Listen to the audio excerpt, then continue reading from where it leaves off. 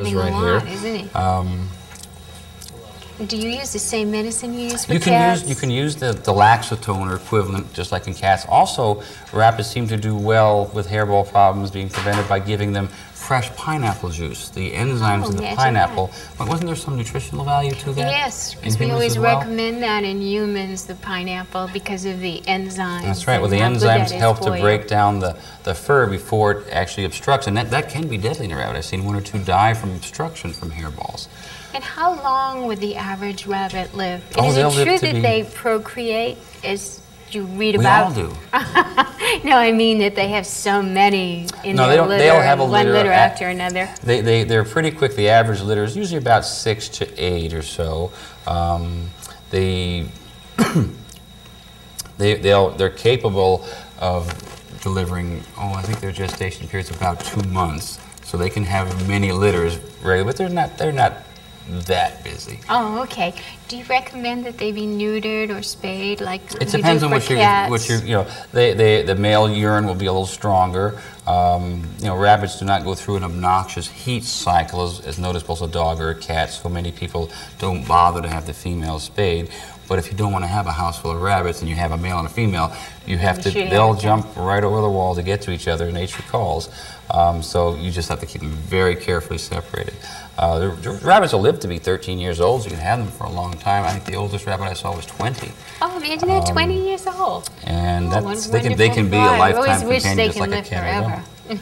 Well, thank you. Isn't he cute? What do you think, huh? Big wig? Oh, he's such a good-natured rabbit. Yeah, he's pretty calm. We were going to have another bunny named Doc with my namesake. Yes, I have a personal attachment to him. to him. I know him. He gets stressed out whenever he sees me. I don't know what it is. Alrighty. Okay, Bigwig. So let's bring out we have a couple of ferrets visiting from New Hampshire. So let's go get our little ferret. You know, there's so much controversy about ferrets. I think they're so adorable. Well, they're actually excellent pets. They are going to be legal very, very shortly. Isn't that cute? Now, this is Jet. He's a sweetheart. And see, now, they all look very similar, except to the mother, of course. So we have different colored harnesses. This is Jet. Okay. Now, he's a baby. Jet? He's only about 5 months old. Actually, he's only about 4 months old now. Oh. And see, they're very, very inquisitive animals. They get into everything. What do you think, Jet? Yeah. Do they have to be descented? Yes, most times there's some special things about ferrets you should know. One thing is on nutrition. They need very, very high quality, high protein food. They need on a dry food ration, they need at least 32 to 35%. Go ahead, bring on in. Have a seat. Oh, you can have thank Jet. you. Oh, Truffles and Gizmo. He's cute.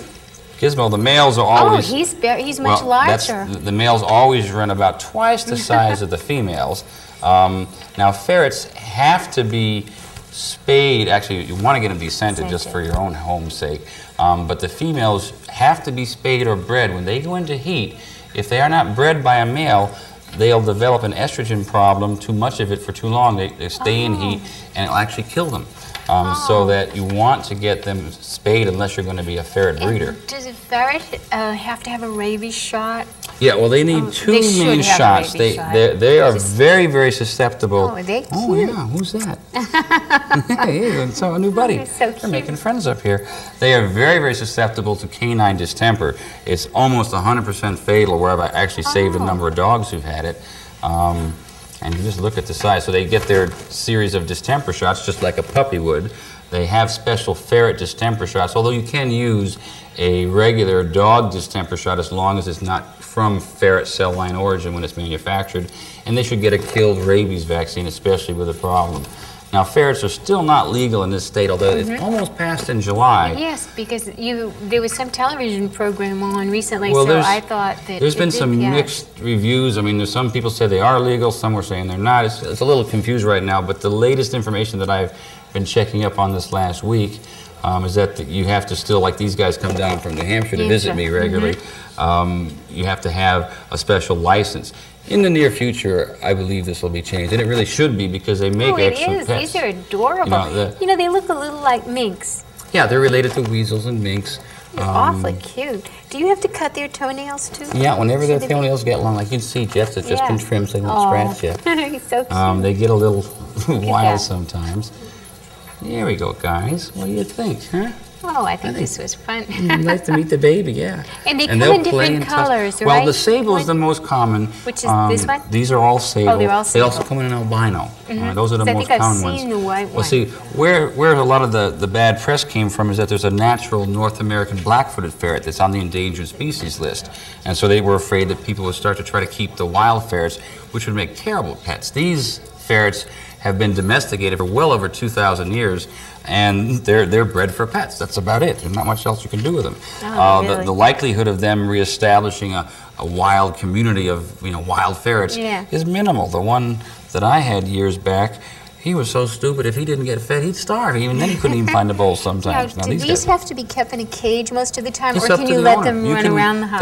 They have a slightly obnoxious habit of wanting to defecate in corners. Oh. They are litter box trainable very well, but they often, if they're left free, you'll find But just like a little puppy, marks. you have to be very firm. Yes, I'm not a good yes. disciplinarian, but But they're so, yeah, that's the adorable. one thing that was kind of interesting. We used to keep mine in a bathroom where it was easy to clean up when he got into his corner mode. And he used the litter box about 90% of the time, but then every now and then he just would sneak off to a corner here or there and let us know he still cared about us. Leave us a little mark. Well, okay, Shannon, here's these guys. Okay. So these are soon to be legal and excellent pets when they oh, are. they are. They're adorable. Isn't it cute? Thank you. Well, Jen, this is the baby. Now, do they have to eat special foods too? The key thing is you have to have that high protein level. What's recommended is they have a ferret chow, special ferret food and ferret treats. As an alternative, you feed one of the high quality kitten foods. You have to feed kitten food like the Science Diet or the Imjukanuva, the extra high protein levels they need. They had a little syndrome I saw written up in one of my journals called the Crave syndrome, where people were feeding their ferrets Crave cat food, which was fine for an adult cat, but did not have the protein levels that they needed. For the little ones. Yeah. And are we going to do our guinea pigs next? I think that would be a wonderful idea. Now, guinea pigs are also known as cavies. Oh, and those make a great pet. I've seen them for years. They're so quiet and gentle. And Linda Oberly, who breeds them, I've known her for years, brought some of these over. Oh, she actually aren't shows they her guinea cute? pigs at like the Topsfield Fair. Oh, isn't Now, this cute? Shannon, would you give me the description on that one? Look at the tag on the tops there. She gave a little description there. She's not here to explain it all. Alrighty, so this is a teddy who's a sow. She's 1 year old. Now, one thing interesting about guinea pigs is they, much like people, the East Indian fruit rat and the red-breasted bulbul bird, we all need vitamin C. The most common problem I see with guinea pigs is improper vitamin C supplementation. You've got to put, if you're making a large amount of them, you've got to put like about 2,500 milligrams or 10 tablets in a gallon of water and make up new water like every 2 days to give good vitamin C supplementation. The guinea pig foods, and here we have a tortoiseshell and white 2-year-old sow. Oh, wow. And they breed pretty well too. The vitamin C requirement, you buy your guinea pig pellets at the pet store, but the vitamin C is only good after the food has been made for about 3 months. Then it starts to sublimate out into the atmosphere, and you'll lose that potency. So most good guinea pig owners and breeders will supplement. And these are good-looking little piggies. These are beautiful. Hi. Often their nails become overgrown and twisted. These aren't too bad, but I've seen them where they curl around in on themselves. You have to trim them often. They also will have the same malocclusion problem like a rabbit. Oh, with the little mouth, the little teeth. They have the incisor teeth that have to be worn down. We have one more. Now this is a handsome devil. This is a black Peruvian isn't that boar. pretty? He looks like a dog, isn't he? Oh, that's the hard part is which end is up. These long hairs. Easy, baby. Easy, baby. And they come in so many colors and varieties. Oh, it's amazing. And species. Aren't they adorable? Look at that face. It's a little foot. Isn't he cute? Yes, so these are, and these are excellent pests. They're also very quiet. They And this chatter one at you. is chattering away. Oh, yeah, He's a little more noisy than the average one. Again, they have developed very and distinctive personalities. personalities, and they make good little pets, and they're easier to keep. You just have to. The biggest problems I see with this, besides the vitamin C deficiencies in the diet, is I see that they'll get little sore hocks, we call it, or bumblefoot. If they're kept on wire, sometimes they kind of chafe their little hocks, and they get infected and sore. They're also susceptible to that same Pasteurella bacteria. Now these can cause be litter abscess. trained too, right?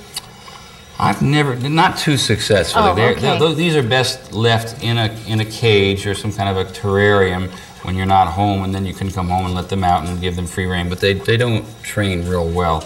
The one I had as a child used to leave little guinea pig raisins wherever he went, so I wouldn't count on that.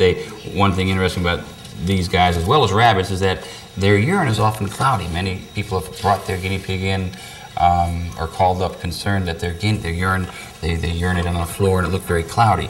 The cloudiness is normal in an older guinea pig and in an older rabbit. And how long of a lifespan would these little guys have? Oh, these guys will go 4 or 5 years easily, sometimes 6 or 7. I mean, they get all the same medical problems that you and I can get. Like I just took a kidney out of a guinea pig about a month or so ago because he had cancer of that kidney, and so we've done surgery and X-rays and everything else. They have a problem when they get overweight in their breeding called pregnancy toxemia, but for the most part they make great easy guys, no rumbling. All right, Shannon, why don't you? Oh, these are adorable. It's funny, all their coats have a different feeling. This one feels more, because this one's a long one. That's the Peruvian with the long hair. Always partial to long-haired animals. But they're all cute. Yeah. It's a teddy bear. It's really cute. Yeah. Kind of reminds me of those teddy bear hamsters because they're all, husky and fluffy. Well, they're similar to a hamster, except they require vitamin C, whereas a hamster does not require vitamin C. Now, I think we're just down to about our last little visitor. Oh, this is so cute. And this is a adorable. special friend because we took, this is Shannon's personal companion. This is Boo, the rat. Now, Boo came to Shannon from a friend, and she came with a very, very nasty skin infection that we had to treat for about a month or so to get Boo back to normal. We still have 1 or 2 little lesions left. Now, when I first saw Boo, I thought a cat had attacked him or something. No, it was just a superficial skin infection. Now, actually, one thing we're going to do with Boo is show Boo, as I looked at him tonight before the show, has some overgrown incisors. I don't know if you can get in on his little mouth. Come here, Boo. Hold still, you little wise guy. I know, Boo. If you look at his lower teeth there, see the lower teeth, how they spread apart a little bit? They're a little too long, and they don't wear down quite as well as the other critters we saw today, so he will need to get his lower teeth trimmed. So they need to get their teeth done too? Only occasionally. It depends on the ones that are born with that genetic predilection, and ones that are born with a malocclusion should not be bred.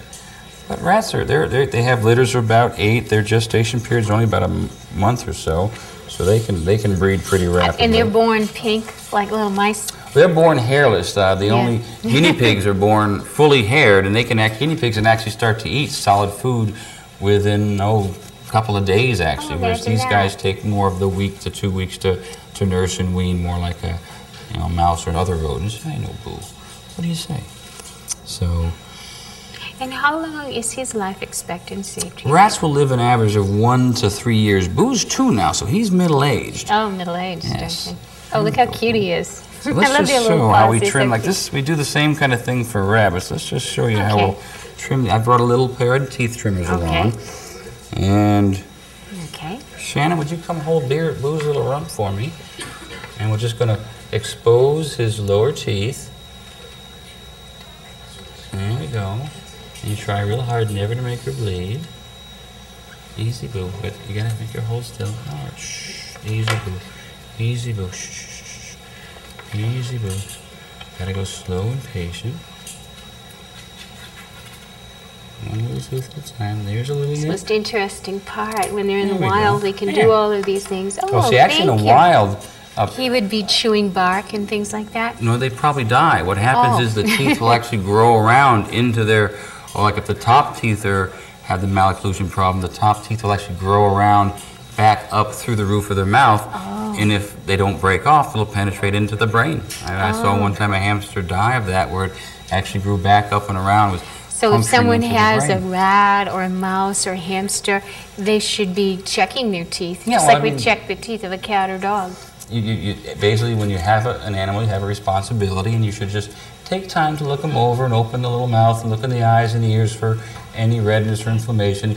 The symptoms of disease, redness, pain, swelling, they're all the same, be it a cat, dog, snake. Okay. Now, snakes are tougher. They hide their illnesses more. I'm like, that was wonderful. I learned so much tonight. Now I'm all inspired. I feel like running out and buying